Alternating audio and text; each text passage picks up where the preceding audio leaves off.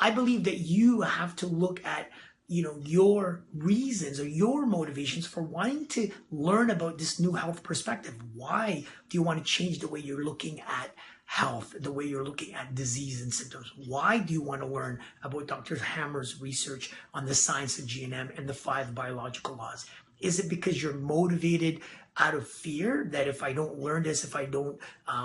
look at things differently, that I'm going to get a disease, I'm going to get sick, I'm going to get symptoms that I'm not going to be able to deal with because I know there's no answers out there? Or is it because you're inspired at the possibility that perhaps we've been looking at things differently, that there's this possibility that you can think about yourself and your body and your health differently, that you can have less fears, that you can have more control over the outcomes of the physiological changes that you experience during a symptom or a disease diagnosis. And so I ask you to look at your own internal motivation for this, because it will make a difference. Like I said, when it's inspiration as the motivator intrinsically, there's a sustainability that if you're looking at how things can get better in the future, you will stay at it longer. When fear is the motivator, you're going to use it until you can get out of fear at this moment, and then you're going to forget about it until the next time you're in fear, or you're going to jump on the next thing that's going to show up that's going to alleviate those fears.